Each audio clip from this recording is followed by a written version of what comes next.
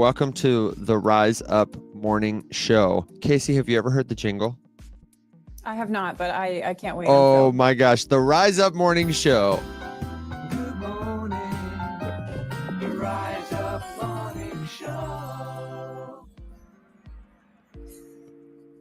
I love it. I love it. Thank you. Keith, who's in the audience right now, composed, recorded, mixed and mastered that thing. And he did another one for Rise Up After Dark. And it's Sure did. just as fantastic. And he just remixed and mastered it this weekend and sent it to me again. If you want to hear it, you got to come back Wednesday night, everybody. I'll play it then. What a legend. What a legend. Shout He's out to incredible. Keith. That's incredible. Yeah.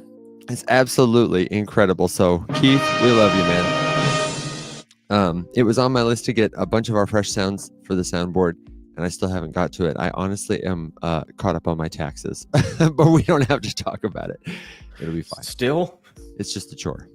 So, Wait, Casey, still or already? no, still. Cool.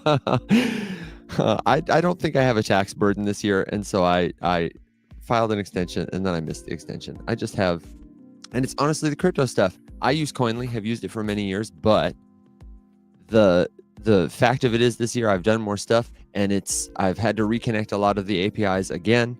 There are a lot of them. Get old data. It's just, clicking and dragging spreadsheets one at a time is basically what it is. So, thanks Coinly, because without you, I'd be in trouble, but Toasted. yeah. So I asked Casey before we went live, because this is the first time Casey's gone right at the start. How are you, Casey? How was your weekend? I am wonderful. I'm sorry. I'm trying to finagle a setup here to get you guys stationary. Okay, you're good. I'm good. I'm wonderful. I've been moving this weekend, so that's been, that's always super, super fun. I'm at that point where everything hurts. I woke up and I'm like, oh God, all those muscles like your lats that you use from moving, everything just hurts. So that's how I feel. But the market is absolutely ripping. And so I don't care how physically I feel, because mentally I'm stoked. So Yeah, It that's is good to ripping. know. I was just saying that Solana just simply won't chill. Won't chill.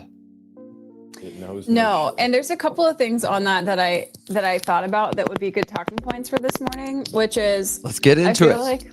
I feel like there's like kind of two schools of thought here that I want to talk about. One is you're going to be hearing a lot of people that are telling you to just long your longs, right? Like be fully exposed at all times. And it's hard to not agree with that sentiment a lot of the time. I am one that presently I still have a bit of a cash position, and I hate it. Like, it's one of those things that bothers you mentally, but I know that it's for the best, right? So even though, we want to long our longs and you want to just max send into absolutely everything, like, it's okay to not be 100% exposed 100% of the time, because that will make up for, having that adaptability will make up for whatever you feel like you might be FOMOing into.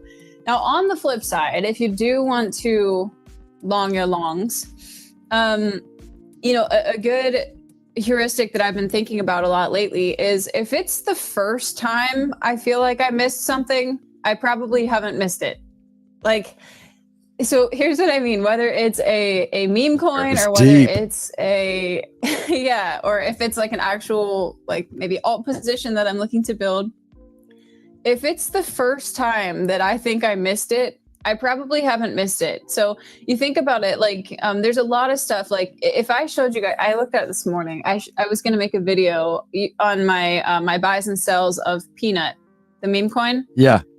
I missed it until he. he died, and then it was everywhere, and I was like, "Oh my God, Peanut!"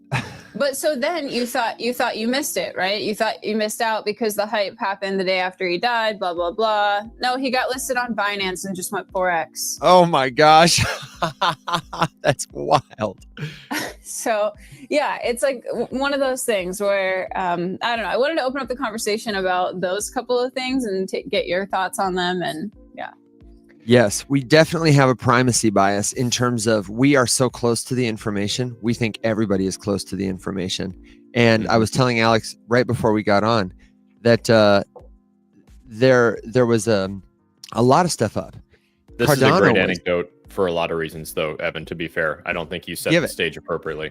Please. So that's such a good point that like we are really close to this whole thing. And so it's very easy for us to be like, oh my God, like I've completely missed XYZ when direct quote from yesterday to preface Evan's story here. Christina was on the phone with her mom and mentioned something about the markets doing well. So like I was, the show was going well, something like that. And her mom goes, and I quote, "Is that the crypto thing?" And Christina's like, "Yeah." And she's like, "Oh, is that still a thing?" So like that's the level of informity that exists in the general public. And for the record, Christina's mother is a woman who is tapped into like, events and cultural, pop culture, things that are happening around that are being talked about on the media. So like, she's not under a rock. Yeah. Anyway, Evan, so what? Oh, go ahead. Go, Go ahead. no. You can give a reaction. Yeah, I was just gonna say, like, I had lunch with a friend the other day who trades stock options, like longtime TradFi guy, and he still thinks that we're all mentally ill. Like, even though he's a markets guy too, and he knows what's happening. He trades volatility, and so that's why those folks think that we're mentally ill is because of the swings in crypto. But still, it's like if you've ever felt that sometimes. It takes a lot for me to still feel like I'm early in crypto. But days like that are stark reminders that, oh, wow, yeah, there's We still are so people early. that just have no interest or clue. Mac Lorden was saying he sold some Cardano the other day, and the route he had to take to get there, he had it on Daedalus. Daedalus, he had to pull the whole node, and then he had to transfer it somewhere else and get some tokens over. And it took him. He was fine. But I said, dude, we are so early. Like we're so early that you're having trouble with this and you've been here forever. And my grandma's not doing that. So Evan, we'll get to all of the, I think Of people course. are talking about, how to take profits and is now a good time and all of these kinds of things, which is, dude, you know how much happier it makes me to hear the question, like, is now a good time to take profits compared to should I be buying right now? Like, that's just such a better question to be asking ever. Yeah, it is. It makes me deeply, deeply happy. But I do want to hear your story because it's a very important anecdote, I think, just to kind of. I'll be quick. I'm never quick, but I'll be quick for me. This is just to I made a video about this, but to contextualize it, the weekend pump happened and Kimberly called me, my fiance, and she said, among other things, I bought some Solana yesterday. And I said, you did it. My first reaction was actually, I said, oh no, baby, you bought the top. And she was like, well, I made her all defensive, rightfully so. And she told me though, it was a really interesting, Kimberly's tapped in. She's with me. So she's tapped in more than pretty much anybody, but she is not a crypto native. She holds Doge, has held Doge for some time and reminds me often. And Coinbase too, stock, and both great decisions that I kind of poo-pooed. I told her just buy Bitcoin, and she said, well, and she was right. Baby, you were right. And she said she was considering, as she was watching, the crypto stuff happening, that she would buy Cardano, is what she said, or Solana. And I said, what did you see? And she said, I went to your profile and there really wasn't anything. I said, oh, I know, my videos. She said, I went to Alex's profile and I couldn't find much about Cardano, but I found a video where he was comparing Solana to another token. It was the Sui video. And she said, the way Alex explained it, all these things, it was concise, it was clear. She said, so that gave me conviction and I bought $5 of it. I said, okay, well, good. I'm glad, now that you'll be there and you'll be Alex will be glad to know it.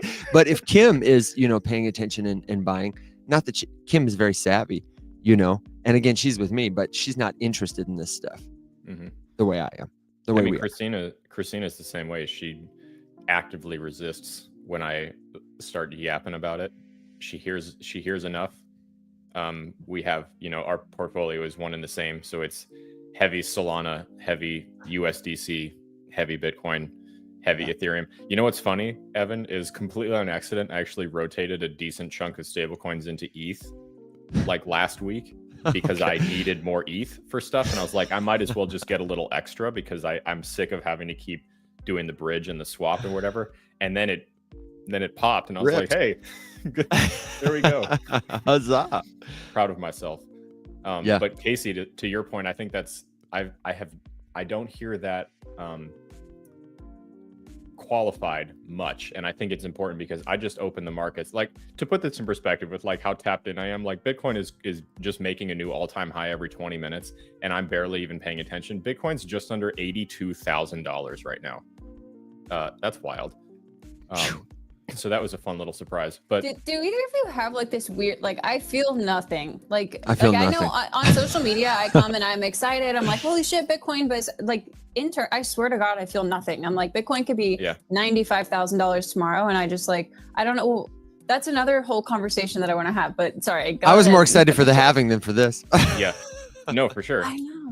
I think no, it is really interesting because Casey, I completely agree with you. And actually, the feeling that I had when I opened this, and I own a non-insignificant amount of Bitcoin, so like I'm doing well with this.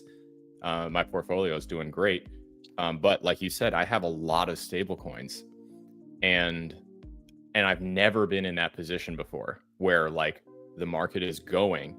And I have a lot of stable coins and I'm like, do I want to add more to any of these things or just like keep it there?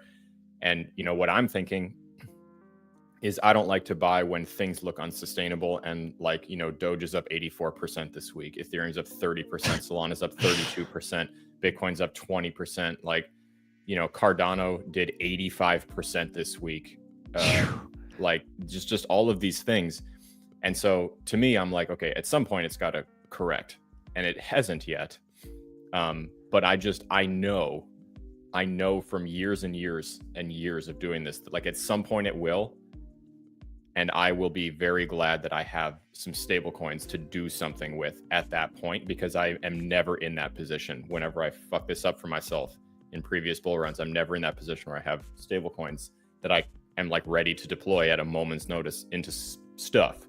Alex, can you explain the benefits of stablecoins and USDC specifically? Someone asked in the comments. Yeah. So there's a couple big benefits for me. One, the obvious answer is stability, right? Like as markets are flying up or correcting or doing whatever, like my stable coins are there and they can do something for me. There's plenty of DeFi options that you can use your stable coins with. You can be doing stuff with them. You don't just have to sit there and hold cash. You can use them. So like for me, I'm earning on the low side 5%, just holding USDC with Coinbase, and that's great. The other big benefit for me is just that velocity is turned up to 11. If I see something that I want to take advantage of, I'm already on ramped. My like tokenized money is in the wallet in a trading pair that almost anything I could possibly be interested in shares. I don't have to go buy stable coins and pay the fee and then move the stuff over and wait for blah, blah, blah.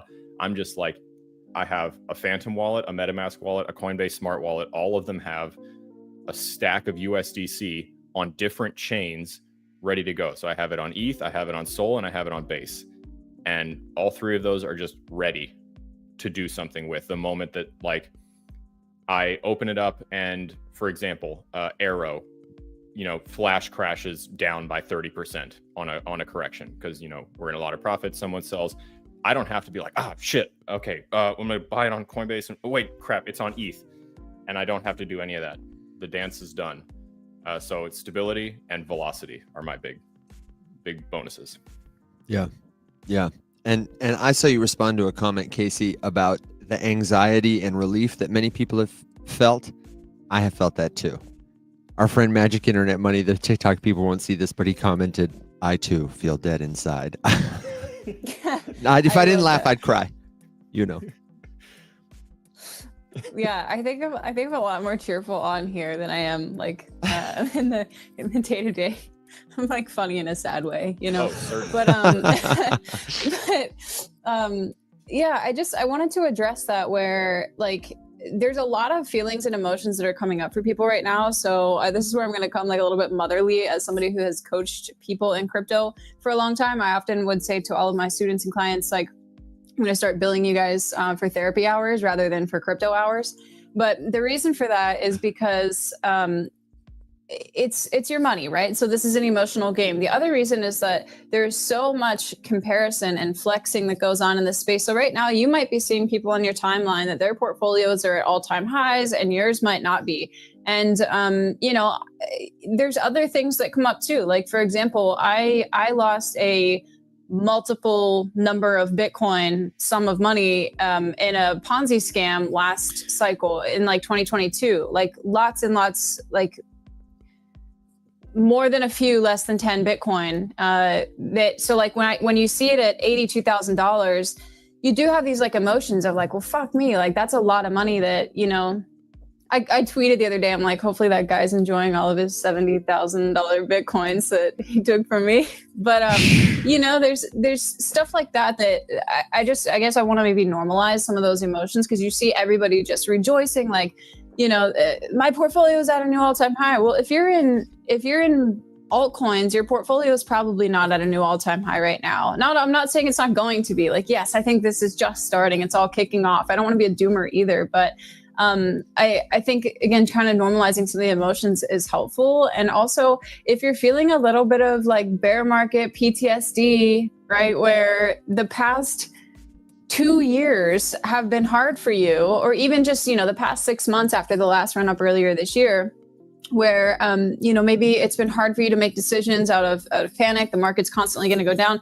Now it's hard for you to commit and go long on things because you have this fear that it's going to keep pulling back, and you have this fear. I think at the beginning of bull runs, that's always a really hard thing to get over too, is like just having trust in the market that it's actually happening. Like it's okay, you know? Yeah.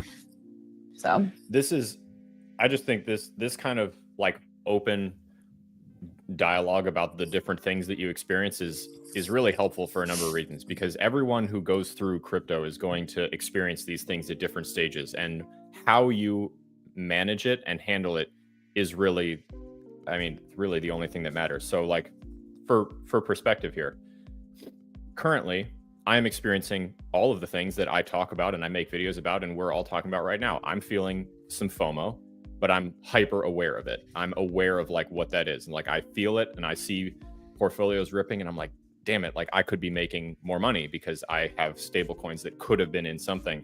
And like, I knew better and blah, blah, blah, all of these things. Like I self-doubt, I go back in time and I start, you know, Monday night quarterbacking myself and all these unhelpful things. And then I'm aware and able to just be like, this is stupid. This literally serves nobody. You know, what do we do from here on out? But my first bull run, I would have had this feeling and I would have taken more money out of my bank account and bought it right now, and then regretted it and made a mental note like, oh God, that didn't really go well for me. You know, noted. And then I would have done it again. And the only thing that really changed, besides obviously having years of experience, is now I have people to like talk to and commiserate with, people who have experienced the exact same thing and gone through it all before. And I cannot even begin to explain how helpful that is, just because you're not, you feel like you're isolated and you're alone and you're just fucking it up. Whoa, damn it just said, you know, when everyone is showing big green and you're behind, it makes you feel like you screwed up your whole portfolio. And I feel that, like, I totally understand that feeling that you messed up. Like I've been there. I'm sure that Evan and Casey could just start now and list off times that they fucked up in crypto, and you know what that looked like and what the decision-making process was that led them there and all of these things. And right now I just think about the fact that, hey, my portfolio is in like more percentage green than at any point in history. And I'm doing better than most people that I know, even though I'm the old curmudgeon who's hyper conservative and barely buys anything. And it's just because I move with conviction, and now I have like that basis of understanding. Yeah, and I have. Go ahead. My final wrap up there is, I'm sorry. Whatever you're experiencing, it's expected, it's normal and fine. And there are tons of other people who have been through the exact same thing. So if you're listening to this right now, feeling that, you are in the right place, and just voice the thing that you're feeling, and you'll find gajillions of people who will agree and been like, I've been right there myself.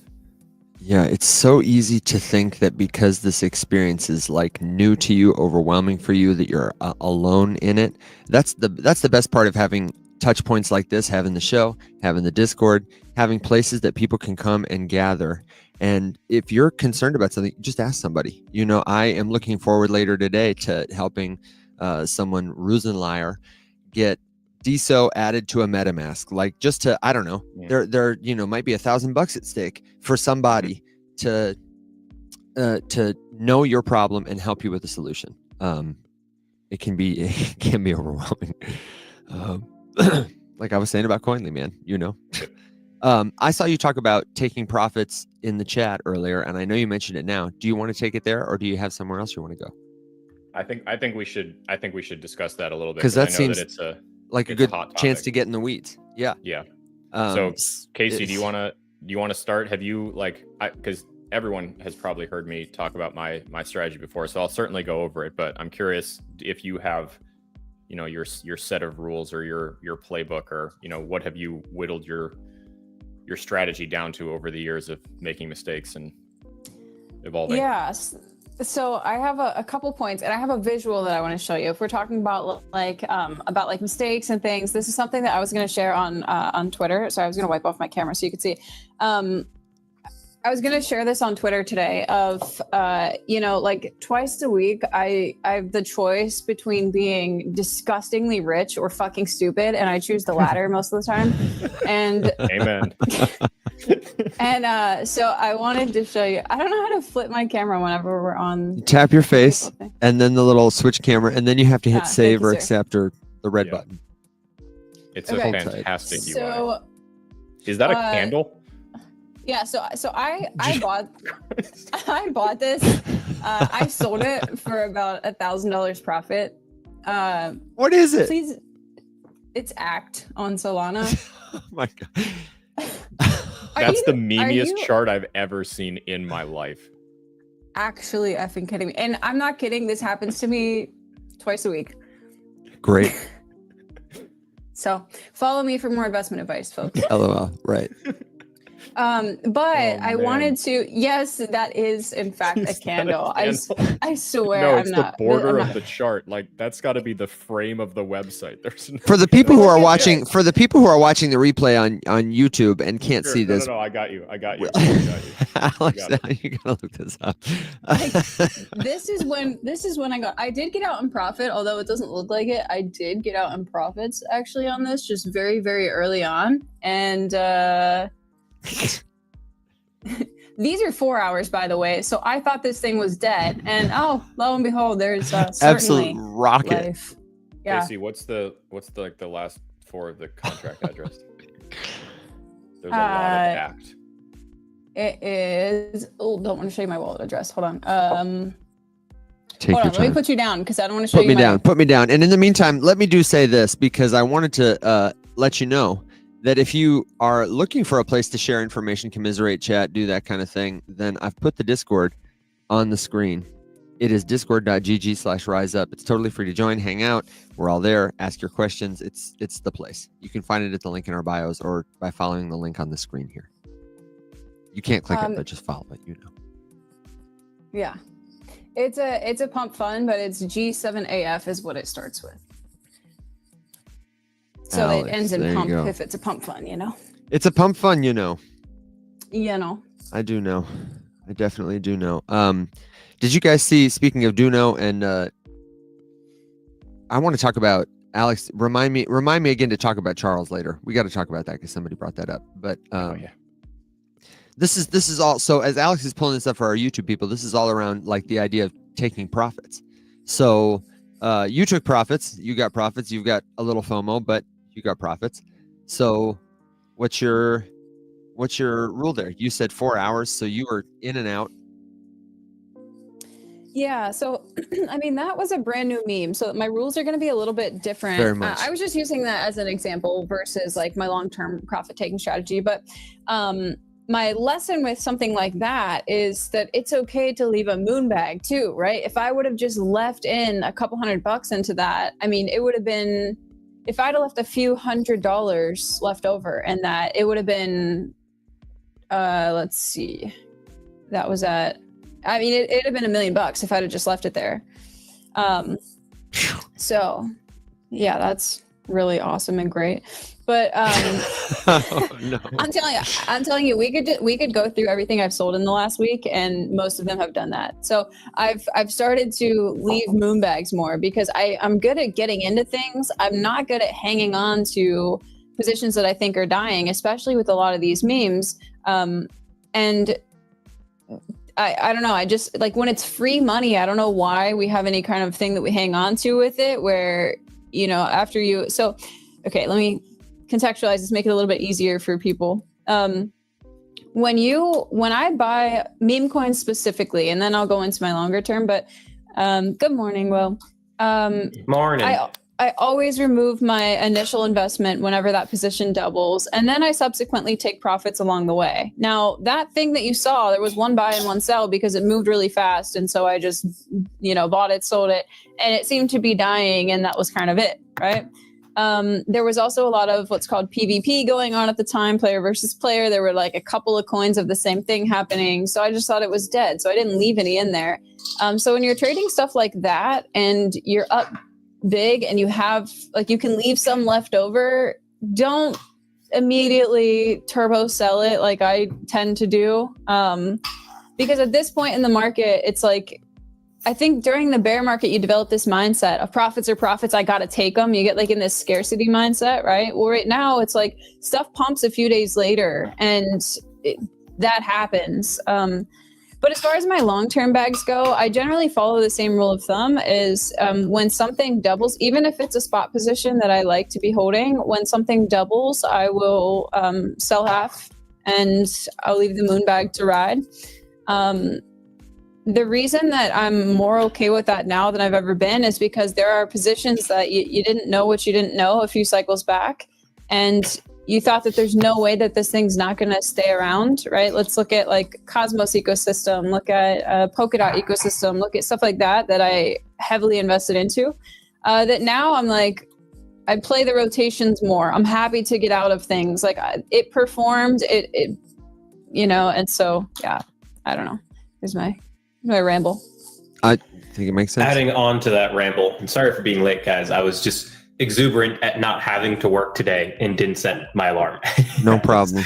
Because it's Veterans Day, and then also I'm still a little sick. But I've been having the same thought, Casey, where I was like, I've had my finger over the sell button for my entire position of Aerodrome the past 2 days because it got up to $1.50, and my average buying position is up 33%, and it's a $220,000 position, and so I'm just like, this is some people's salary in profit. I feel like I should be taking, but at the same time, I just look at Bitcoin and I'm just like, oh God, this thing's just ripping more. It's like I could sell here and then I would immediately try to reposition myself for what, like an extra 15% of my current Aerodrome bag at the risk of, you know, we get one more piece of good news or something, or, you know, Bitcoin has been continuing to put itself in an overextended position, which means that this altcoin respite that we're getting these past 2 days, we've had like 2 red candles for the most part for altcoins. Maybe that's all we're going to get. And then like, I'm going to try to outsmart the market for an extra 10% of my Aerodrome bag and then immediately see it pop off.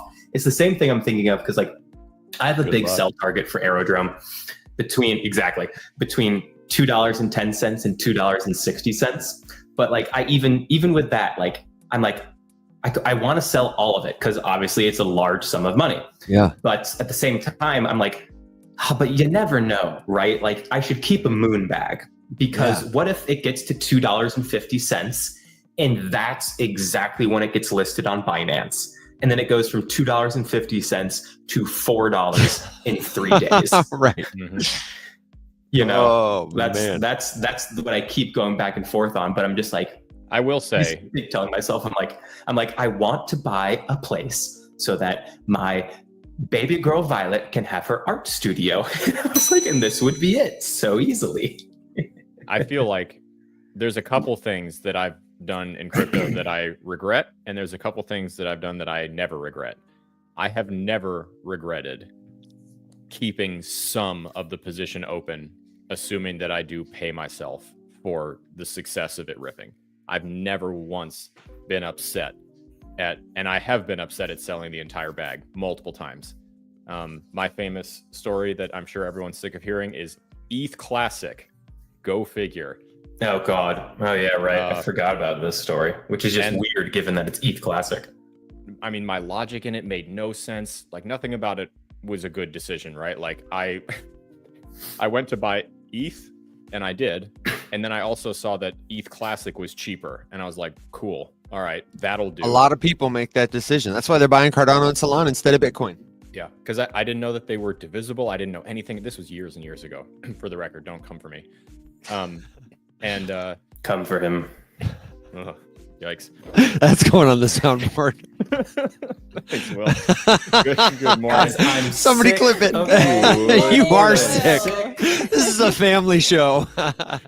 Put that mustache away, I'm gonna sir. go away again, guys. Oh God, I'm the just mustache kidding. makes it worse. You're right. Oh no. Anyway, I'll save you from yourself, Will. With Tales of I don't know. It was kind of hot. It was, I don't know. It was. I might need a minute. Is this hot in here? But I bought a shitload of ETH Classic, and then it went up some, and I was like, okay, cool. This is great. I'm making money. I'm winning at crypto, and then I learned about it, and I was like, wait a second. ETH Classic is a ghost chain. There's nothing there. It will crash as soon as everyone else realizes this. It's gonna crash. I'm early. And so I sold everything. Granted, it was for profit, but it was for like a tiny little bit. And then literally like an hour later, it did like 200,000% for no reason. It just absolutely exploded. And it just went up and up and up and up. And I had sold the entire bag. And I was like, wait a second, but it's a ghost chain. No one's building anything there. What is this happening? And I missed out on tens and tens of thousands of dollars at a point when I had put almost nothing in. Yeah. So, but there's things you can predict. There's things you can't. If you've already got the bag secured that much, Will, you risk fumbling it by trying to do too much with it. I think you're Exactly. super smart guy to have gotten yourself in that position. You didn't get there by chance. Stick to your plan, but I think you should leave a Moonbag. I don't know. It doesn't have to be big at all. Just could be a bonus for you. That's what I've decided. When it gets to that 210 to 260 range, I'll ladder out. Probably it's either going to be 75% or 50% of my position, and then still that's a very large sum of profits. Yeah. And then if it Moonbags up because it gets listed on Binance, well then I'll let my Moonbag ride up, and then the money that I walked away with, I'll go and look for the next investment. Mm-hmm. Yeah, I'm always team Moonbag because I have stuff like that happen to me far too frequently with specifically like meme positions. But I'm always team Moonbag for your longer term positions because there was a reason that you had conviction in it, right? So like there's a reason probably even when you get out that you still have conviction that it will continue to move. And one of the things I often tell people is like, if you make life-changing money, go change your life. Like, don't let it be numbers on a screen, right? If it's something that, should I take profits? Well, have you hit your goal? Would it help you more mentally if you paid off your student loans than it would to see that number keep going higher? Yes. Okay, great. Do it, because this doesn't last forever. And again, that's not to like fearmonger you, but if you make life-changing money, go change your life. Don't sit on it. Well, but there's also people who really only have, we've talked to a lot of people lately who have $20, $100, $20, $1,000 to spend like right now. And they just want to get in. And I think some of them who are experiencing the volatility of the market for the first time, everything is up. You don't really even have a long-term thesis yet. I think the same principle applies though, but in a different direction. I think really honestly, for most people who are listen to me, who are participating in the market with less than like $100,000, mostly, it's a very different strategy, in terms of like what you win or lose. How do you know if you put 100 in and you're up to 150 if you should take profits? It's maybe not as apparent. And maybe you don't want to be that active. I don't know. Well, and to Evan, in that same vein, it's also really unhealthy which is why I don't like to talk numbers when it comes to specifics. I try to deal exclusively with percentages just because. Oh, I kind of think it's helpful. No, I can understand why it's helpful, but at the same time, if like, whoa, damn it, on YouTube is saying right now, it can be tough when people are talking about numbers that are so much bigger than the amount that you have invested, and Sure. you feel like, well, it doesn't matter if I take a profit or not, because I only have a few $100s that are in this thing that I'm looking at playing with. Who cares? Like I don't like the fact that people get maneuvered into a position where they feel like embarrassed to even talk about taking profits or doing whatever, just because they're self-conscious about the fact that they didn't make a $100,000 bet on something, or they didn't just make 50 grand in profits on something. And I just like, because that's exactly how I started. I started way too heavy, and I took way more than I could afford because I was like cocky and sure of myself, and I knew that this was going to go up and all of these stupid things. And then I never sold, and I lost a bunch, and I had to bag ride for the entire first time I was in a bear market, and it sucked. It was awful, and I'm just sitting there like waiting for it to go up so I can escape, and then you're never in a good headspace again with it. And it was all because I had listened to people talk about it, and they were all dealing with more money than I had, and I just felt stupid because I'm like, sitting here with $100 looking at 150 or whatever, and that's like just what I could afford to do. Mm-hmm. So I don't know. I just think regardless of your amount, if you're in profit and you're able to walk away with any more money than you sat down with, that's not a bad thing. And you kind of just have to triage the things you want to experience, Mm-hmm. What'd you say? Where you turn $100 into $150, turn $150 into $220, turn the $220, maybe you get a real big win, into $1,000, maybe you paid attention. You saw that there was a bear market, and you start position, and now you have almost $1,000. And now your next win, maybe you get 1,500, and then 3,000, and then 6,000, and then now it's a snowball, right? Yeah. Small wins lead to a championship. So focus on the small wins, you'll get there. It's like swinging a bat, because you're accumulating like skills, knowledge, additional resources, ability in terms of knowing yourself, knowing these tokens, knowing the people. It just gets. Will, are you scraping the phone? I kind of had mute on. I thought you were like so excited about what I was saying. You just Will, you're on real had to thin express ice. it. You're on real thin ice this morning, buddy. Gonna get the channel censored. Yeah, no. I'm sorry. No, it's Will's okay. trying to get It's okay. Will's trying to get us kicked off. I think that the antidote, though, Alex, is I do think it's often helpful. The most valuable thing you can share is your story. And I really do think it's valuable for people to hear our personal stories, in order that by seeing we're all different. We're all unique. We're non-fungible humans, and we will have a unique story that somebody else can relate to. It'll bridge a gap in understanding. They see this person who's not like them, and then they hear them say something they understand and experienced. I don't know. I think it's extremely helpful and powerful. So non-fungible humans was the cutest thing I've heard ever this week. So, I'm sure somebody said it before. I love that, and I'm probably gonna steal that. So thank you. That just made a little heart happy. I'm pretty sure. I feel like Evan McMullen over at Bravado now might have said it, but that might just be maybe I said. I don't know. I've never heard it. I've heard it before. Somebody said it. That was sweet. We should put it on a shirt or a bumper sticker. Definitely. Yeah. Would rock. So new pivot really quick, Casey, unless you had a thought on the last topic. Yeah, no, I was just going to say, I think it's extremely helpful both, like when you're talking in terms of percentages or when you're talking in terms of dollar figure, because I think that it's important to share your story, right? If somebody sees you today, that's probably not where you started. And so that's why, I think transparency is important in this space. I talk about, making it, losing it all, making it back. And like there's been plenty of times and opportunities to look at, people who are in positions around you and say like, oh, that person, the gap between where I'm at and where they're at is so far, but realistically it's not. So I think both sides are helpful. You guys got to remind me sometime to tell you, maybe not now because you want to shift, Alex, the cake story. Let me tell you, my cake story is a great story. Another time. It is a good one. We should share our stories more often. We should share our stories more often. Where were you going to take it? But remember, guys, through the power of one single meme coin, you too can get it. Through the power of one single yeet. Listen, man. Single yeet. One single yeet. No, there was a good question that I think is on topic and kind of changes a little bit. So Joe is asking, what do you guys do with profits? And I know that we probably have some similarities and some differences in what we do with that.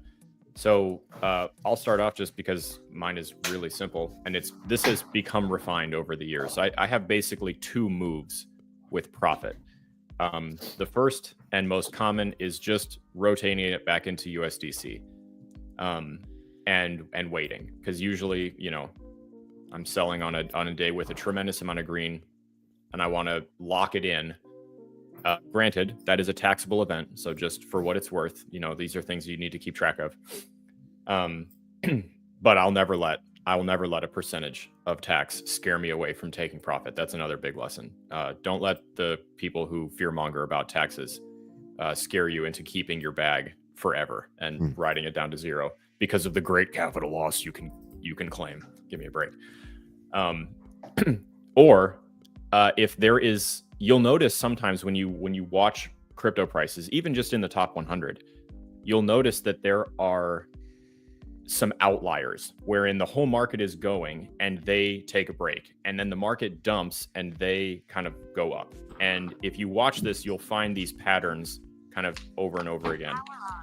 And so sometimes if I've noticed one more consistently, or I have some conviction in the thing to continue to go, Will, you are so... Will's a fucking transformer over there. Power on. Hi. You're on real thin ice over there. Come buddy. for him. Now in 4K. Now in 4K. Oh my god. Anyway, Save my me for point is myself. that sometimes I rotate into other alts. If like an alt that I like is down while the one that I'm taking profits on is up, I might rotate straight into something that's down and try to keep riding that up, assuming that the other broader market will correct and this little thing that keeps pumping on the off days goes up a little bit. But that's a little bit more of a gamble. More likely, I just put it in stables and wait for a crash. Dude, that's what I do. I do three things with profits mostly, like functionally, because I don't take a lot of profits. Most of my stuff is not that active. I'm holding it and accumulating it, and then moving on to another thing and holding some and accumulating and selling, progressively when targets are hit. And so I often will move it into stablecoins if I don't have a place I want to deploy it. I usually am researching and know a place I might want to deploy it, and it's usually one of my other positions. Sometimes something new. And then the third thing, eventually I will use more profits to buy Bitcoin. Oh, and there's a fourth thing, which is I buy scarves like this. Scarves are nice. We like scarves. I buy Pokemon cards. That's what I do. Which honestly perform better than the S&P 500 in terms of an investment, which is hilarious. Yeah. But no, I used to feel, and we all, the four of us all talked about this. I used to feel like if it wasn't in one altcoin, it immediately had to go into another altcoin, which meant that if you timed your first sale perfectly, yeah, you sold the top perfectly, but that means you also bought the other altcoin at the worst time. So the gains that you made, which you now owe taxes on, are just being totally obliterated. So yeah, put them into altcoins, put them into regular dollars, put them into Pokemon cards. You'll be better off. Casey, what about you?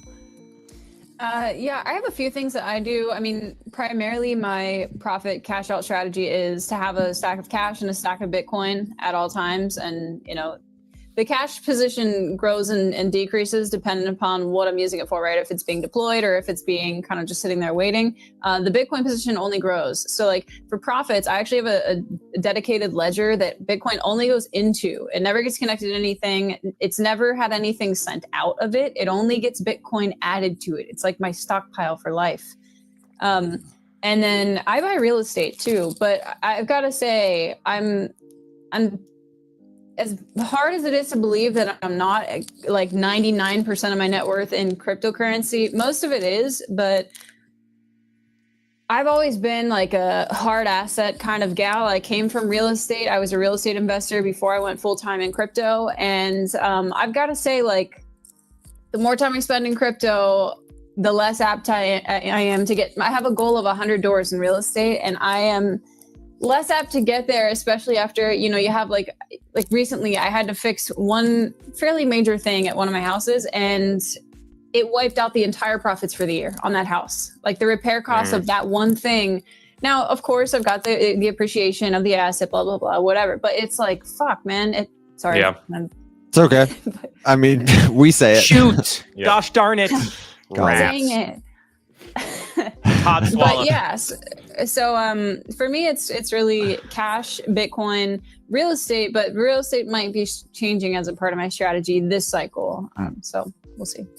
Yeah, I had in my head that I would be building out quite a bit my real estate portfolio for the purpose of cash flow. But at the same time, the more I was looking at it, the more I was talking with friends of mine who have done similar things. It's just like, I don't want to have to deal with the continuous maintenance costs of all that stuff. And I'm just much more comfortable, honestly, in the space that I'm in, where if I want cash flow, I'll go to dividend stocks. If I want cash flow, I'll, you know, throw some cash into some, you know, fund or high yield savings account. Or if I want cash flow and I want it to still be in a volatile asset class, I'll put it in Ethereum and stake it, you know, or something else. Or I'll take Solana. Actually, I'd probably take Solana. Shout out to Marinade. Probably go and stake on Marinade. Yeah. And go do that, you know. But because it's just like every now and again, because like I would like to build out a portfolio of like, this would be the goal eventually, is to get to at least like 10 real estate properties. That would take time. But even then, like 10 real estate properties, every single 20 years, you're going to have to replace the roof. That's $20,000. With 10 real estate properties, that means you're going to have to do that once every other year, which means 20 grand there. You have all the other things, all the other maintenance problems, all the other HOAs, it's just like way more of a headache. And then you might have some bad tenants, you know, maybe they just suck and they're late on their payments. You have to deal with evicting people. And then it's more of a headache than I think, because you're like, oh, buy real estate. Put You guys people need in home. You guys need a good property manager. That's what you need. Alex, do you know any? Yeah, right. What about REITs or like more passive real estate things? Would you do? Or somebody that's said a buy good idea. land. You know, land is because Cosmic said it in the comments, and I'm inclined to agree. Time is wealth, and mostly that mental energy of having that thing to think about would just piss me off. And Yeah, so make I me have mad. land right now, actually, and it's a bitch and a half to sell sometimes. Mm-hmm. Yeah. Especially right now. Yeah, I actually. think- I just wouldn't sell it. I'd treat it like Bitcoin. I've had it Yeah, for but- a while, and I've been trying to sell it. Where is it, Will? It's in Maine. I think just like buy land is a little bit unhelpful for people, because I don't want people on here to be like in the middle of BFE Kansas and they're like, look, there's 1 acre that costs 64 cents. Like, I'm going to go buy it. And realizing that like that's not as valuable a piece of property as something that could be farmed. Or I don't know what the agriculture looks like in Kansas. That was made up, but Sure. like If you can get an acre for 64 cents, I say full send. Honestly, truly. bad Yeah. bad example. Texas probably But- does. But I think too, like, it's helpful if I think it's a bit unhelpful for people in the chat just to be like, go buy land, to people who have zero education or understanding of real estate investing, of land investing, anything like that. And with real estate too, like, it's all in the deals, right? If you get good deals, real estate is fantastic. And if you have a fantastic property manager like Alex, then it's wonderful. But yeah, at the end of the day, like, I think, like Evan said, it comes back to mental energy. It does require mental energy, even if you have I have a great property manager that doesn't call me unless my problem is greater than X amount of money. I never get a phone call unless something with that property costs more than a significant chunk of money. That's the only time I have to even think about it, but you still think about it, you know? Yeah, absolutely. And I don't know. I just hate thinking about extra stuff. And here's also the thing as well. It's like there's particularly as an American, I feel like it's so attached to the American dream, which is like owning your own home.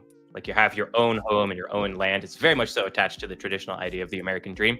There's that pull. There's that pull that like, I am a failure unless I own my home. Like we all kind of feel that, right? There's that sense like, I'm not an adult really until I own my home. And that feeling, which I feel at the very least, can distract you from the fact that like, real estate is a pretty safe investment long-term, pretty damn safe one. But when you look at Bitcoin's returns way better year over year, like astoundingly better. Like, there are better assets. Like, you would be better off continuing to rent, which I know is setting money on fire, but at the same time, you're not having to buy a new roof. You're not having to get a new water heater. You're not having to do all this other stuff, all these other expenses, right? That you might not think about. And you're better off renting in most cases and investing in assets that will get you more money. And by the time you're looking to retire, you're either in a much better position at the age of 65 financially to then coast, or you're able to retire earlier than you would have if you had actually bought that real estate. It's an emotional, like, almost like, I would say, like, American spiritual, American, like, spiritual feeling and need to, like, own your home, when that actually isn't necessarily the best financial decision for you if your goals are, I want to set myself up for retirement, either early or to be in a better spot by the time that happens. Yeah, totally. I know we have some fire people in our community too, and I'm a big, live below your means, don't get attached to stuff. Make it easier on yourself later down the road. I don't know. When I compare Bitcoin and real estate, you're absolutely right, Will, about its performance, but also its convenience. It is just so convenient. I don't have to do shit to my Bitcoin except add more, and it's acceptable everywhere. Super liquid, not like a house. And I don't know. I just feel like it solves all the problems that I have. So when I want to diversify, I say to myself, but why? Yeah. I diversify Cosmic, by adding more different wallets, or just, so it's not all in one place kind of thing. Mm-hmm. But yeah, that's kind of the dream right there. Cosmic. I love that. He's like, I'm trying to get, basically, I forget what he said right there, but it's like, I'm going to get enough money and then just like move into my RV. And then, just have like a steady cash flow, cover your expenses. I mean, everyone's idea of winning, the game is different. I feel like for me at first, I was like, oh, when you're a kid, you're like, I'm going to have this mansion. I'm going to have my ski home. I'm going to have my blah, blah, da, da, da, da, da, da. I'm going to have all these cars and shit. And now I'm at the point, I'm 31. I'll be 32 in about a month and a half. And I'm just like, dude, all I need is like, I don't know, if I could get like $5,000 of income just coming in, just steady, just like from some kind of cash flow. It's already, I don't know, 5 or 6%, Yeah. And then I can own one home outright and I just have some money sitting elsewhere. That's it. That's kind of what my parents have done. My parents have done very, very well for themselves. And now they're at the point where they own their home outright. They do have their ski lodge, so sons of bitches. And they're looking at getting like one little place in Florida. So they've done really, really great. But the thing is like, they don't have a lot of cash on hand. They have those 3 real estate properties, but they have enough cash on hand combined with Social Security, because, my parents are older, and they're just chilling. They go on vacation, like to Europe once a year still. It's something like, their cash, and they won't watch this, so I can tell this. They have like $650,000 in cash, just earning them interest. Combine that with Social Security, and they've been good for forever. So like, if you can own one property outright, or go into your RV and have something like $600,000 by the time you're 65, 70. My dad's 81. My mom is 75. You have, if you're me, you have 30 some odd years to get to that 600,000. So you got time. And that's really kind of all you need. And you can go and ski, and you can go and visit your family down in Florida. And then you can go into Germany and have a good time and take all your pictures. And now my mom's like an old Jewish lady, and she's I was like, you went to Brooklyn, all over the world. Yeah, all over the world. But like, so, like winning looks different, but like it could go into an RV. Your living expenses are very, very low. You just need a certain amount of money earning your interest in some high yield savings account. That's it. Like, I'm kind of rambling now, but I feel like a lot of people feel like they need way more money to retire comfortably than like they actually think. Yeah, totally. And I need multiple millions. I'm like, you don't need multiple. It'd be nice. Now there are a lot of people who have expensive lives because of, where they live, what they need. Chronically unhealthy people are expensive. Oh, sure. It's no fault of theirs, but they're in trouble.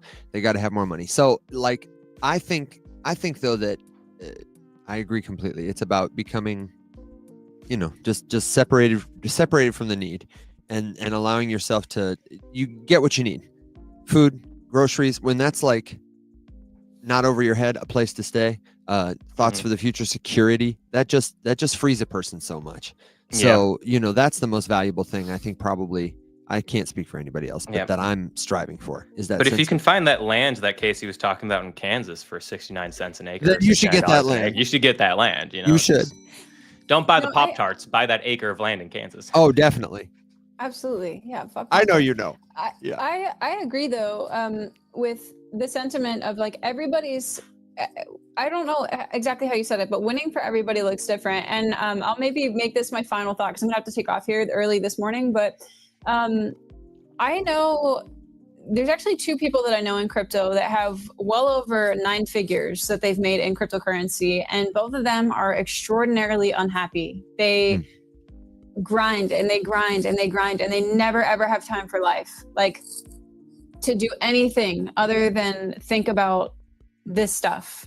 And so I think for me, a lot of times in my life, I've had times where I've kind of sat down and thought like, yeah, I'm in the mind frame of enough is not enough, right? Like, so I guess maybe it's helpful for all of us, myself included, to sit down and say like, when is enough? Not enough, because for me, like I never want to be complacent either, but also like, when are you good? When are you going to be content? Like, when are you going to buy yourself the thing or take the day off or do the thing, right? Because again, the wealthiest people that I know in crypto are extraordinarily unhappy. And there's 1 or 2 people that I know actually that have made a couple $1 million and they've made a great life for themselves. And now they just chill out on crypto. And so it's kind of like, there's all sides of the spectrum. And so I think, Will said winning looks different for everybody. And so I don't know, I feel like that's important to talk about too, is like, don't let winning be the goal. Like for me, I love to win as much as the next guy. That's why I still shitcoin, is because I love to win is the thing. It's not about the money. Like I like to win. And that's a problem, right? It's like it's not a good thing. Sure. Yeah. At the same time, so I have an end goal in mind, and I don't have a time frame on when to get there. I will get there. Maybe it takes 8 years. Maybe it takes 12. Maybe sooner if I pick the right shitcoin. With an aggressively large amount of money that I will never ever do. But what if? If I can have, and this is a ridiculous sum of money, but I will get there, is $10 million. $10 million earning 6% interest, just like put into like an S&P 500 stock fund, something like that, it would make me over $600,000 a year. That's I'd be like, what would you even do? You'd be good. I'd be good. Honestly, you could cut that in half. $5 million, you're making $300,000 a year. My goal is 2.5 because that's 100,000. Yeah. $5 million for me makes me, this is getting personal, but $5 million if I had just earning 6%. Scrooge McDuck over here. would be more money than I make from my job. So then I'd be like, okay, cool. I can replace and some more my annual salary combined with commission that I make from selling. I'm in tech sales, everybody. I sold AI machine learning software and IT services to the top 25 largest supply chain companies in the world. It's expensive. I make commission off of it. It's good. And that would replace my income and some without having to sell anything and having to potentially have a year where I make half of that. And then I'd be able to go and be totally chill. You'd be on the show all the time. On the show all the time. And like, I have friends who are very, very well paid.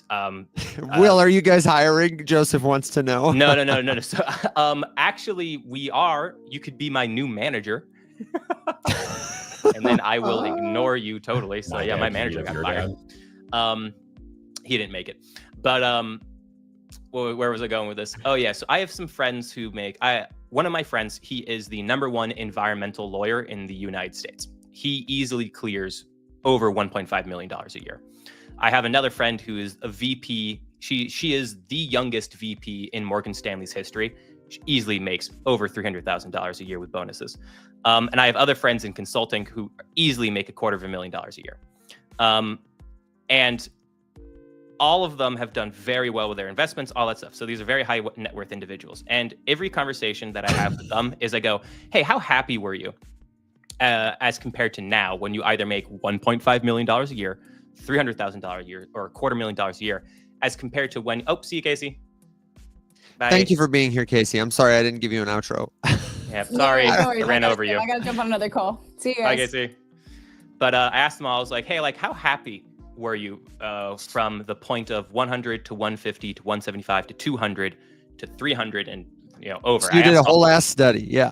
Yeah. I've asked all of them this, and they go, I haven't increased my happiness quality salary-wise ever since I made over at least 150 a year. Even the guy who's making 1.5 to $2 million a year, he's like, my quality of life is ever so slightly higher. Yeah. But for the most part, like, I got a really good level of comfort and security when I started making 150 a year.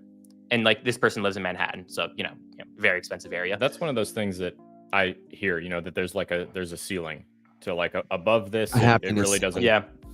And it's like, less about dollars and more about your quality of life. Like, yeah, exactly. It's like, are you comfortable? Do you have a little bit of spending money? Do you get to go to a restaurant when you feel like it? Are you on vacation? And like, one of the things too is, the first time I had this conversation with my buddy, who's the America's #1 environmental lawyer, we were in London together. We went on like a vacation. My brother came too, and a couple other friends. We were just having a good time. And he was like, yeah, man, like, at the time I was making like 100, 110, something like this. It was like a number of years ago. And he's like, yeah, dude, I mean, like, you're here with us. It's like, I make 3 times what you make, but like, you're here on this dope ass vacation with us. Can you do it multiple times a year? No, but like, you're at this dope ass place doing dope ass shit, eating some good food. And he's like, and when you go home, it's like, you're not going to be super stressed, right? And like, I go home, I live in Boston. So like, the equivalent of making 100K in Boston, if you live out in a suburb somewhere, is something like 75 or 70K, and so like, if you make 75K out in the burbs somewhere, like, you're living pretty good. You're pretty comfortable. You got your food, you got your lighting, you got your needs. You're able to go out with your friends. You're able to go do stuff, go on vacation every now and again. Your quality of life change from 100 to 150K is noticeable for sure. But when you anything above 150K, and it's kind of just the same, honestly, in my experience as well, it's kind of just the same. I really don't notice that much of a difference other than being able to buy a few more Pokemon cards. So check back in about 5 years and we'll see what the dollar is worth then and see how it feels. There was that famous study that found like 5, 6, maybe, I don't know, maybe 10 years ago. Time moves so differently for me now. That found 75K was the number once upon a time. Which happiness really dropped off. It really depends where you live, obviously. Big time. Somebody said Slovenia, $14,000. And I was like, yeah, you'll be living like a prince. Yeah. Mm-hmm. So I do want to, there's a bunch of questions just about. I know you have a bunch of questions. Can I rug you to just make a commercial real quick with the first question? Because people want to know about coaching or classes and you want to know about the Discord. We have a lot of free stuff that you can learn from. We have stuff that you can buy too, but I recommend that you go to the free Discord server first because it's the hub for everything. It's where the show lives 24/7. And the link is below. It's below wherever you're watching. Right there, discord.gg/riseup. If you want to learn about classes or coaching, you can do it there, but also like just meet people and talk to them and you'll get plugged in and start learning. I wanted to go there to answer basic questions. One of them that I think is the most basic is resources for beginners. But of course, I want to, if you've been watching, take it where you want to go. Where do you want to start? I was just going to say that there have been a ton of questions about buying this, buying that, markets. What are we seeing? What are we thinking? And I just want to pivot and kind of do some market overview and talk about buying and selling right now. Because of course, we know that whenever crypto does big numbers, fresh eyes come and they always want to know, like, is it too late for me to buy something right now? And I want to start just with my first sentiment that I shared at the very beginning of today's show. If you are about, or if you're just now looking, let's say you own nothing, you don't own any cryptocurrency yet, and you're trying to make the decision like, hey, should I buy something right now? And that's how you're entering. There is something that you can buy right now that will help get you ready without hurting you the way that just aping into an altcoin that you hear from somebody on TikTok could, and that is a US dollar backed stablecoin like USDC, because it will do two things for you. It will get you some exposure to the market with a tokenized asset. It will let you learn how to buy a cryptocurrency, how to send it, how to hold it in a wallet, all of these kind of basic things that maybe you've never done before.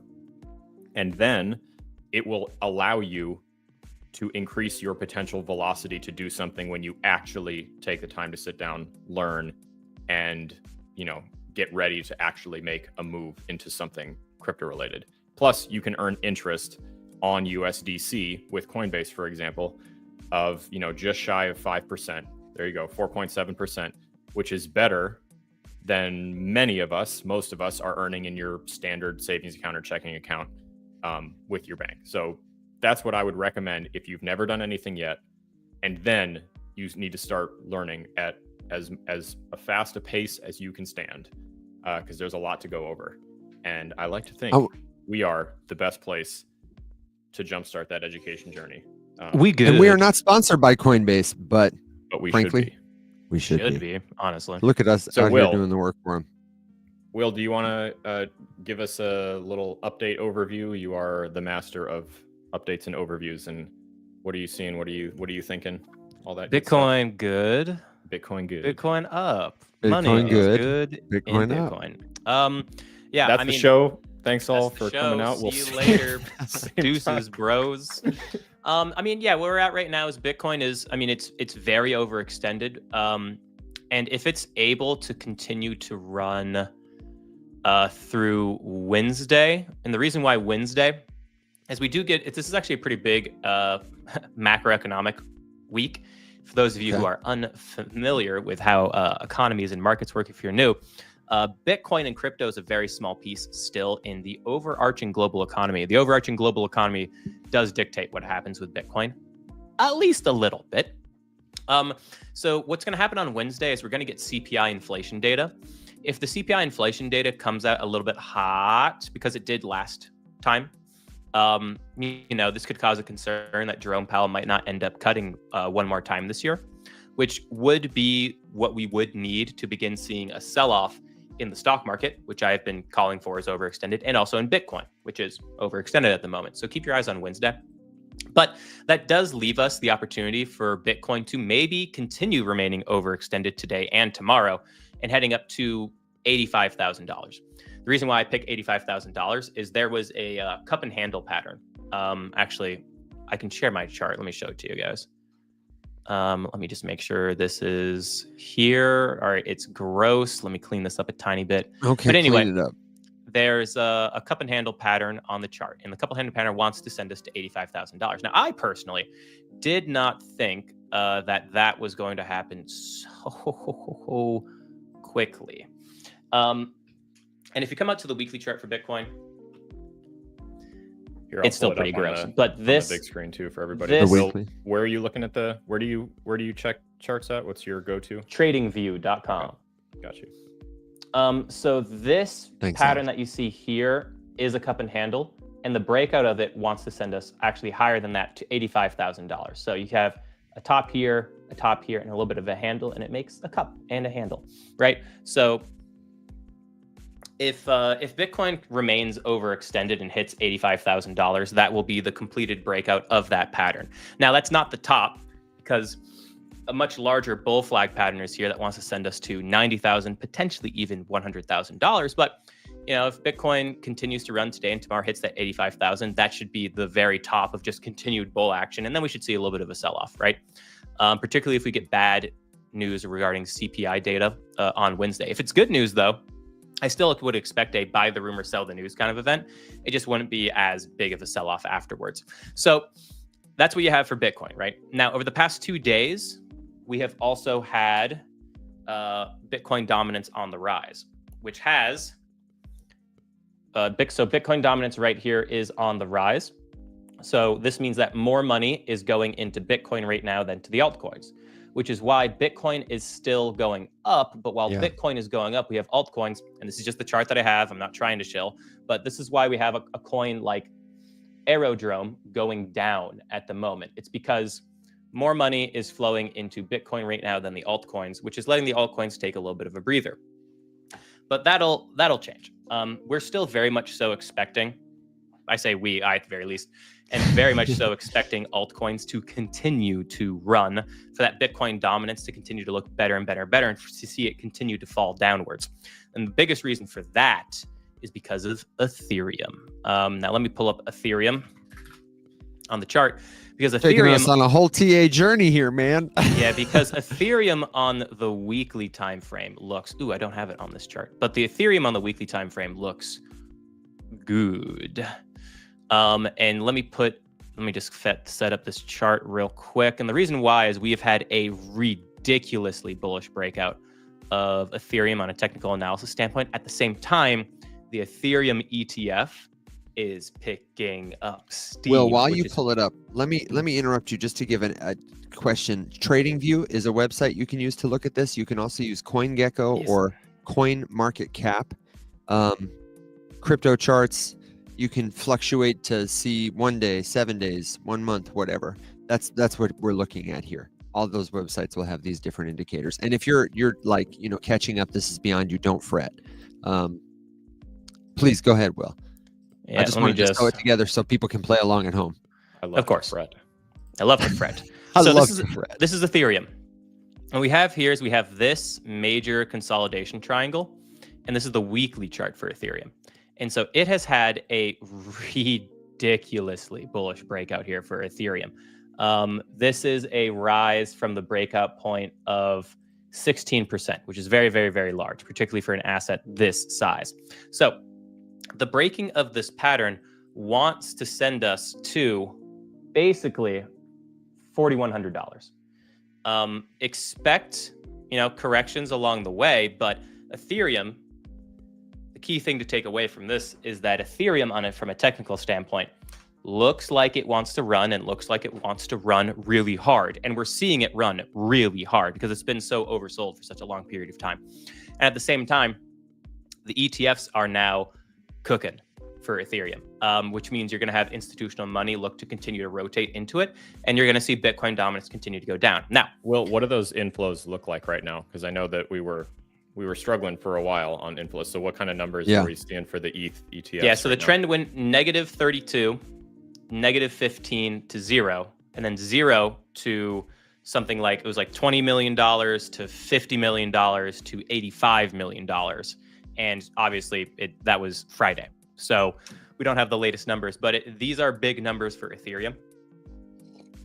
They're small numbers for Bitcoin, but it's a very good trend. When you combine that with a TA and you combine that with November / this December, if you look at when altcoin season is going to come, that's a video I put out back in April. And I said, December-ish is the time frame where this should begin happening based on historical averages with how Bitcoin bull markets work. Hedge funds have done the exact same calculations I did. They know now is the time to start get cooking with altcoins. You're going to continue to see money flow into the Ethereum ETF just for that rotational play. And I think you're going to continue to see Ethereum rip. Ethereum has also always been the first altcoin that has really led a major altcoin season. I'm not talking an altcoin rally. We've had altcoins rally. We've had Solana do well, Sui do well, Aerodrome do well, Ondo do well, blah, blah, blah, blah, blah. Handful of winners. But it's Ethereum because it has such a larger market cap that leads a real altcoin season, that creates a real foundation for altcoins to really pump for a long period of time.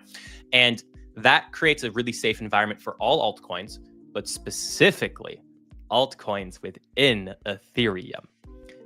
Because if you think about it, if the money pot within one ecosystem is expanding, then more money is able to go into other coins immediately within that bucket.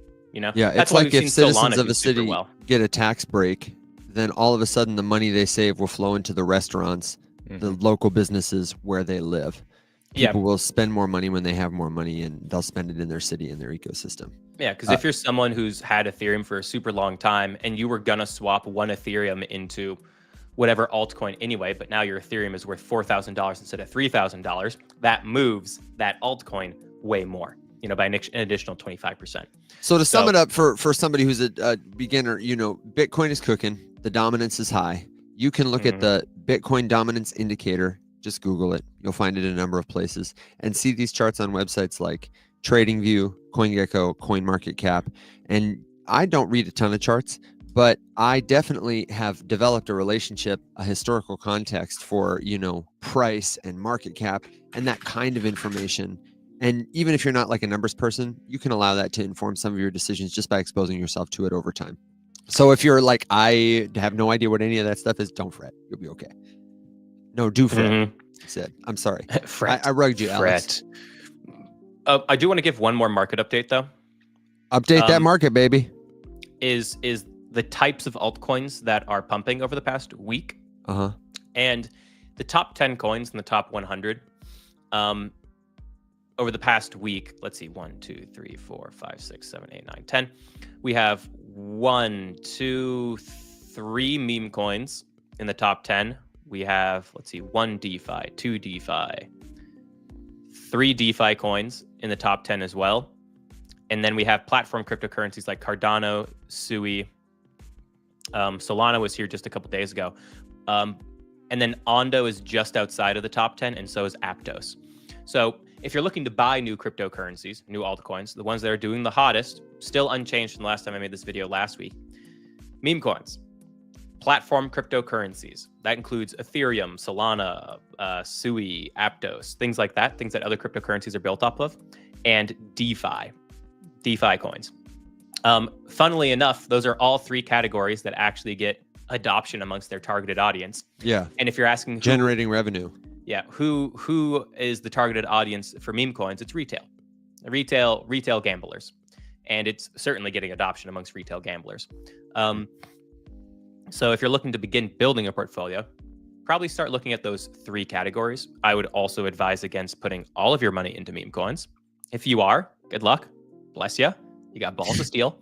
I would not be putting most of your money into meme coins, but maybe like 15% or 20% of your portfolio at this point, given the market trends, Man, I'm really not going to touch meme coins again until I see ETH start to become more dominant in a rise of altcoins. Like when Bitcoin is cooled off, that might be, and who knows, things might change. But that's like the kind of setup I'm expecting to see, just based on where we've been and where we're going.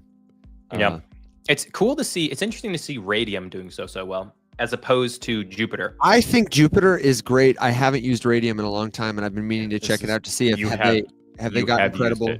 You have absolutely have used. Of course, I have used recently. it. No, I mean like very recently. Like you are using Radium. Because when Right you now? use Jupiter, you're using Radium almost every time. That's why I'm so mad at myself, because I have been saying this. Jupiter is almost never the one doing the swap. It's almost always Radium. And that's why I'm like so much more into Radium than I am Jupiter. Hey, Jupiter, you let me down, man. Oh.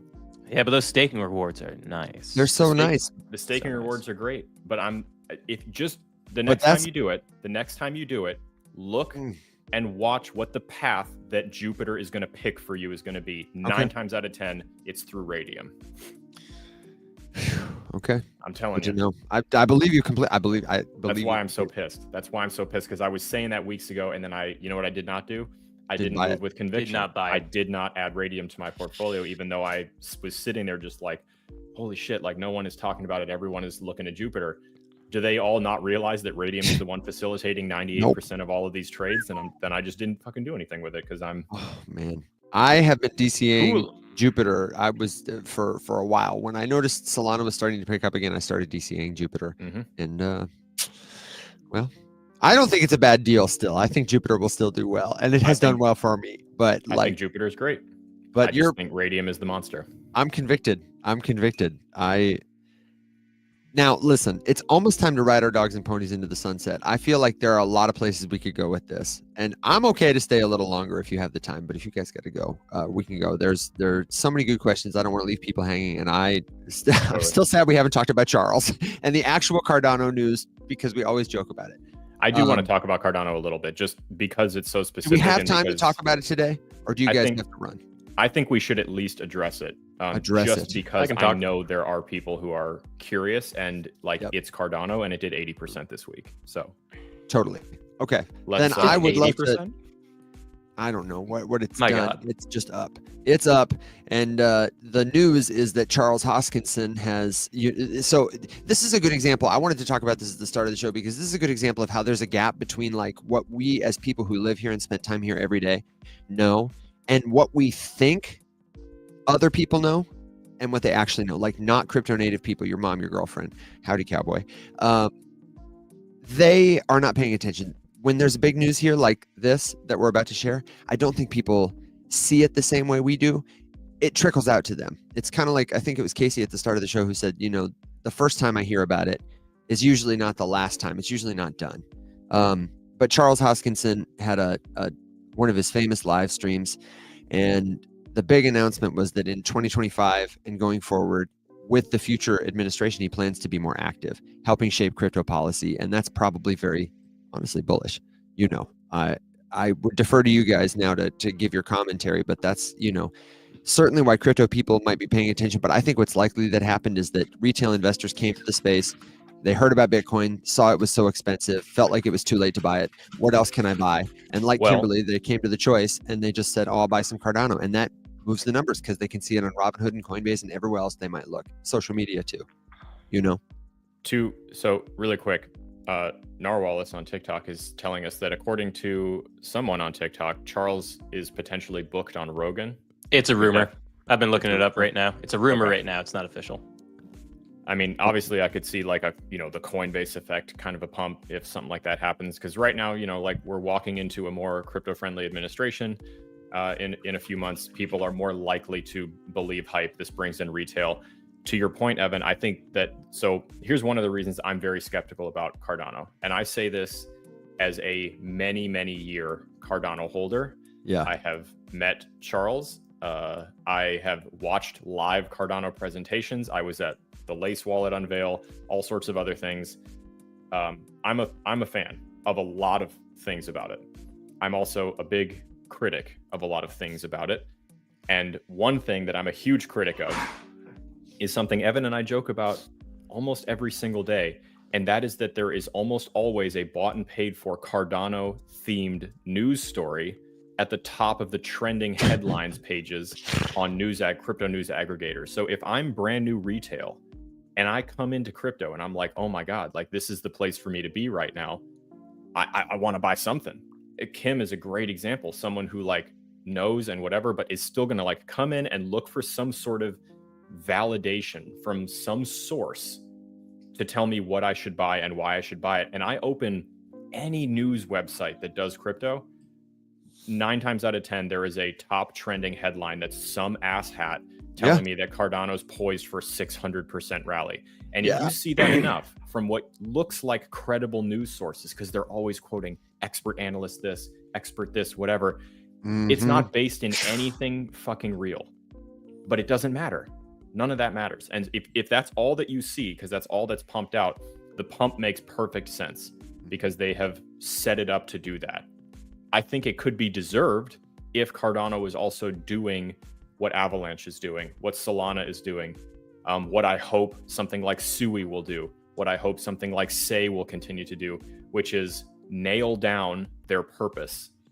You can't just be a good ecosystem anymore. You have to have something that people can be attracted to, that people can come in and do stuff with. Solana, you've got a ton of options. You've got tons of shit you can mess around with on Solana. It doesn't matter what you're into. There's something there for you. Base is starting to get there, right? There's things you can do and you can go in and do that. ETH, of course, ETH is king. ETH has all those things. Cardano doesn't. Cardano has staking. That's it. That is it. And they have partnerships and plans to like build. It's like going to a city where all the land has been like supposedly bought or has plans, but you don't see the construction and the bulldozers. It's not happening near you. No, and Glenn hits the nail right here. Transactions per second isn't enough. Everyone and their grandmother's got high transactions per second. None of it matters. None of it matters. This is kind of the thing. Evan and I were just talking backstage just about, one of the things that I love to make fun of Democrats for is making things more complicated than they need to be when a simple explanation will do. And you can yap all day long about what a great place on paper the US economy is in. And we could hold up data and metrics until the cows come home to prove that point. and we would not necessarily be wrong, but you forget one very important thing, and that is that experiential data matters way more to people, and all people know right now is that shit is really expensive. Yep. And that's it. Nothing else matters. No one gives a shit that GDP is way up, that jobs numbers look good, that inflation's down. Like, none of that matters because their shit's still expensive. And that's all that you focus on because that's what affects you every day. Blockchains are the same goddamn thing. No one cares about your finality or your specific type of encryption or how many TPS you have. It's, what are you going to do for me? Can I do something on your chain right now? Is there a reason for me to come over there and do something? And Avalanche has games now that you can play. Solana's got great DeFi options that you can mess around with. The meme coin casino is thriving. All of these things, regardless of whether or not you think they're important, they exist. And they exist for users to have right in front of their face. If Cardano can do something like that anyone gives a shit about, the pump will be valid. So all of this is a very long-winded warning for me to say, I think that a pump like this on something like Cardano is not legit, just because there's no real substantive change that will have shifted the use case or the value prop for that ecosystem until something like that comes out. Charles saying that he's going to be involved. Bitch, you're the CEO. Of course you're involved. Good for you. Do you want a fucking cookie? Like, yes. Tell me why what are you going to do? Like, what are we going to get to mess around with? Like, what's the Cardano? And there's shit they could talk about. They just don't. So that's what I need to see before the Cardano pump means anything to me. So I would not be buying personally. That's just me. Yeah. Same thing for their Bitcoin interoperability play. Like, that's big news, but they have big news always. So I am letting Casey's advice, you know, that if it's not it might not be the last time just because it's the first time. I'm paying attention because it'd be silly not to. I've sold out of my position. It's still relatively low to where it's been. I could make a re-entry if I felt like it. I don't feel like it yet, but I'm paying attention. I'm willing to see. And I acknowledge that there's a lot less proof in the pudding. It's mostly hype. But I feel like I have a relationship well enough with our space and Cardano that I could probably play the hype to my advantage without having to do a lot of movement. You know, just get in and out at the right time, then be gone. I don't know. Or stay if they do cool stuff. For me, I just look at everything as it's all noise, but what isn't noise is money. And if money is flowing into Cardano, I'll change my mind on Cardano. And you can use a tool like DeFi Llama to measure that. You can see exactly how many real dollars are going into that ecosystem. And right now, do you have the number? We can pull it up. Will, while you do that, because I think you're so spot on, and this is a great, like, totally, I think, counterpoint to my rant. I'm specifically talking about like longevity and viability and like something that's going to give strength to a pump and a run. But if, like Will said, you're able to completely remove all of that and exclusively look at like numbers and data and be ready to move quickly, then of course there's probably still potential somewhere. Fortunately, so I think these are good things to put side by side. The computer has frozen. Oh, don't fret about it. It's about 220. It's about 220 million. Can you show the chart of growth? I can't show you a chart. My computer I got you. Struggling. I got you. I'm sorry. I'll throw it up 1 sec. Technology. My DeFi Llama is not loading. Sadly. No, mine wasn't either. So maybe they have it. Oh, maybe they have a technical issue. Yeah, I got it. Two rapid fire questions while the website is loading. Someone was asking about Cardano interoperability and bridging. Yeah, that was the Bitcoin play that I was talking about. Once upon a time, Detroit was a growing and bustling metropolis. And people... Oh God, Cardano's Detroit? Wow, that might be the worst insult I've ever heard. Now listen, I say this as someone who was stationed in, lived in, and grew up in and around Detroit. I love Detroit. Gross, I hope you shower. I love Detroit. I love it. Anyone who talks shit about Detroit has never been. They could go eat shit and die. Yeah. It's one of the few countries I've never been to. I mean, I say countries, cities. No, Detroit is wonderful. But one thing about its history is undeniably true. One time it was a bustling metropolis, and it was king shit. And then what did Michigan do? They built a massive highway system into that city, thinking this is going to flood the masses in. Detroit's going to explode. Everyone just left. They were like, oh my God, escape route. And they all left. And that's why the city started to die and crumble from the outside in. That was the number one main reason. So why do I make that random ass story? I do not care about people building super highways onto chains with nothing going for them, because all you're really doing is pulling to Detroit and giving all of the holders who feel upset and overburdened and maybe just locked in by the awful experience that it is to be contained on an ecosystem a quick escape.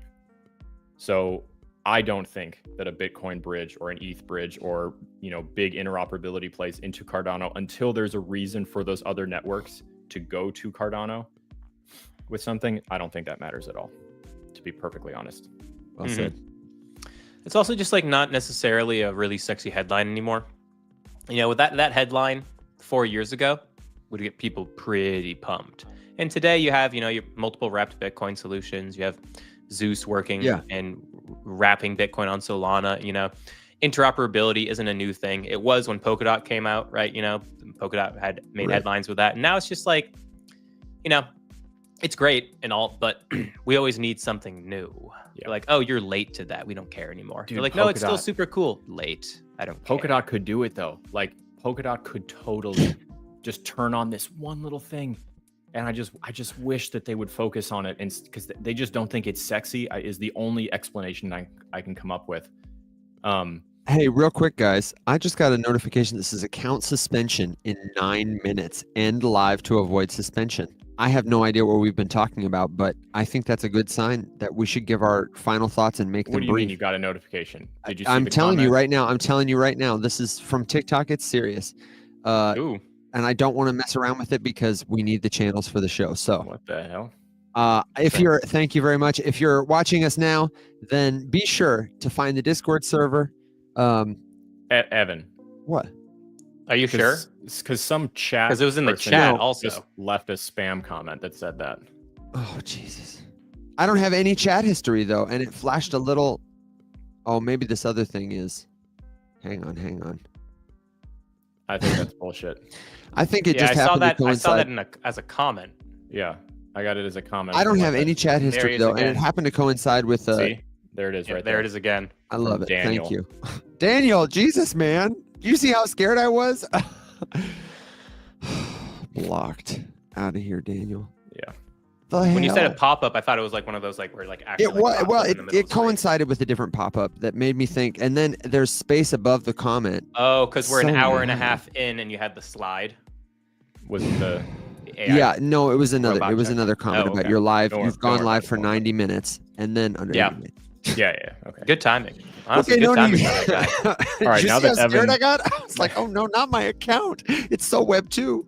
To be honest, though, on that note, can we just make one quick little commercial to say always that, we have a bustling and thriving metropolis of our own in the form of a Discord and a YouTube channel that gets all of these, all of this content, all of us, all the time. And I would just like to politely remind everyone that TikTok's future is very much in flux, and that absolutely nothing has changed with regards to the government intervention that will be finalized on January 19th, 2025. So it would be great if you guys could hook us up and hook yourselves up and follow us other places. Yeah, definitely. YouTube, Discord, all of that, just in case they steal this platform from us. We're working on it, man. And we have a Facebook page too that it's basically, you know, me trying to get us to 1,000 followers so we can go live. So it's mostly my stuff.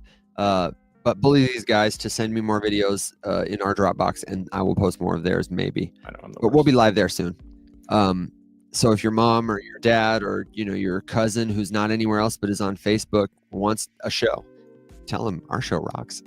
Put it on your TV. If you're on YouTube, put us on your TV and let me know how it looks. Send me a picture of that. I would love to see that if somebody watches us on their TV. Well, using one of our mugs to drink coffee.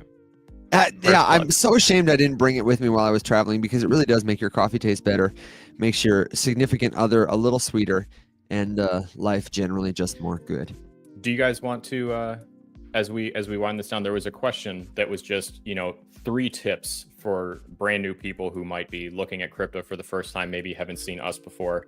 And I think that is the ultimate ride off into the sunset final thought wrap up question. Hell yeah, dude. Okay. Do you want to go first? No, I do not.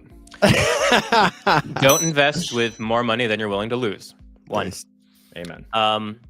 Don't overextend yourself into every single coin you hear about.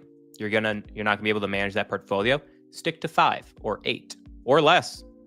Maybe 3, something like that. Somewhere between 3 to 8. Don't go past that. Outside of that, third and final most important tip: do the opposite of what you are feeling emotionally with regards to your investment. If you feel like you should really be buying more and you're brand new, odds are you should be selling. And a tool to help, and the opposite, vice versa. A really good tool, super simple to help you with that, is the Fear and Greed Index. You can find that on CoinGecko and CoinMarketCap, but if you just go into Google and you type in crypto, Fear and Greed Index, you'll have this little dial that goes greed, fear, extreme greed, extreme fear. But sell when it's green and in greed, buy when it's red and it's in fear. And the saying of how the Fear and Greed Index kind of came about is from Warren Buffett, the world's greatest investor, not on Capitol Hill. The world's greatest investor, Nancy Pelosi. World's and greatest he investor. said, world's greatest investor. He said, buy when others are fearful, sell when others are greedy, right?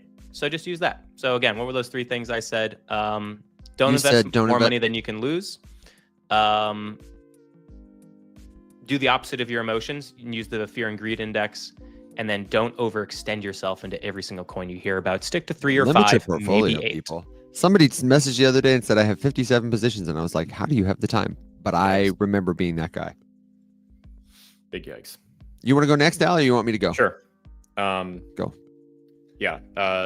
Do not take financial advice from talking heads on the internet. Let the talking heads like us be teachers, not financial advisors. Anyone who is trying to not help you learn how to think, but just give you thoughts to think instead, those are not helpful. Don't buy things because influencers tell you. If you're beholden to them to tell you what and when to buy, you're beholden to them to tell you what and when to sell, and that's when you get hosed. If you're looking to buy something and you truly have no clue what to do and what to buy, but you would like some exposure, start with a stablecoin. A stablecoin like USDC is the ultimate and best first purchase of any crypto. It will let you learn how to use a wallet, how to send and receive a transaction, how to verify or confirm a transaction. It will give you a tokenized asset, and it will set you up for success by increasing the velocity at which you can make a move when you feel actually ready to do something. And 3, do not let sell marijuana to my husband. Amen. Don't let the fear spread by idiots on the internet of capital gains tax prevent you from taking profit if you find yourself in profit on an investment. No one ever went broke taking profit, and I would rather pay a tax on a win than eat an entire loss. Very well said. Remember, if you're not paying taxes, it means you're not winning. And if you're not winning, you are not lowering the age at which you can retire at, or putting yourself in a good age to retire. Paying taxes means you're winning. Big time. So and then pay your taxes, because if you don't, you get Wesley sniped, and your entire acting career is ruined. Yeah, don't get Wesley sniped. Don't get Wesley sniped. So, 1, don't take financial advice from influencers. 2, buy a stable coin if you have no clue what to buy and it's your first thing. A stable coin is the ultimate first purchase of crypto. And 3, don't let fear scare you away from taking profits that you have earned and won. Because like Will just said, if you're paying taxes, it means you're winning. And I'd rather pay taxes on a win than eat a loss. Beautiful. Okay, I've got three tips for beginners who are new to crypto. The very first thing I will tell you is you need to get your mindset right. And part of that is you need to understand what you're dealing with and where it's going, whatever shape it takes. There is an opportunity here. You're like at a racetrack in 1905. and there are horses lining up to run a race, and everyone's paying attention to the horses. They're such a vital part of our lives. And automobiles are just being introduced to the world. There are no hospitals. There are no, like roads and highways connecting grocery stores and supply chains. None of that exists yet. But there are people betting on what the future will look like. And one of the people at the racetrack who's not betting on just the horses is Henry Ford. And he's looking at this and thinking about how in the future, because we have motorized horses now, we can do all this other stuff. If you think about blockchain like that, think about crypto like that, it will help you start to see the different stuff that is substantive, real, has proof in the pudding, and the stuff that's just hype. And being able to make that distinction is super valuable, probably more than what should I buy today right now. It is the ability to discern that. If you want to cultivate that, the other 2 tips, this will help you. Number 1 is going to teach you the how. It's coinbase.com/learn. This is a great free resource that anybody can access anytime. They've thought about this a long time, had many questions from many people just like you and me. What is a wallet? What is a blockchain? Why is Bitcoin valuable? Who started it? Every question you can think of pretty much when you get here, they have laid out in a nice, easy, very general, consumable 5 minutes a day on the toilet or while you're making breakfast format. That's going to tell you the how. And then the what and how and the motivation is join a community. And I really can't recommend anything more than the Rise Up Morning Show community. You can find all our links at theriseupmorningshow.com, but the hub of our community is the Discord. It's free to join. If you've never joined Discord before, I have a tutorial video. It's pinned at the top of my profile. And we have lots of resources there to help you. It's where the show lives 24/7. You can connect with other investors just like you, other learners just like you, other skeptics just like you. Whoa, damn it, said, I highlighted the wrong comment here. My final thought, get in this community, best decision ever. It won't cost you anything but a little bit of time and attention, and it will return a lot on your ability to understand this space, even if you never spend $1 here. So, number 1, understand blockchain is a medium, just like language. It will change the way humans do many things. Thinking about it that way will set you up for success. Number 2, if you want to learn the how do I get a wallet? How do I stay secure? Whatever. Coinbase.com/learn is a great place to start. Not sponsored, but we should be. And then the Rise Up Discord community at discord.gg/riseup. That's a great setup. I hope people feel empowered to move about the space. You guys, that's it. We don't have, I don't know if we have more announcements. We'll send them in the Discord, but we're coming back tomorrow.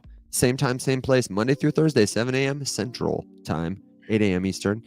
So get us in the Discord. Shoot. Thanks for a fun show, guys. Until next time, everybody, be safe, stay well, and of course, rise up. See you.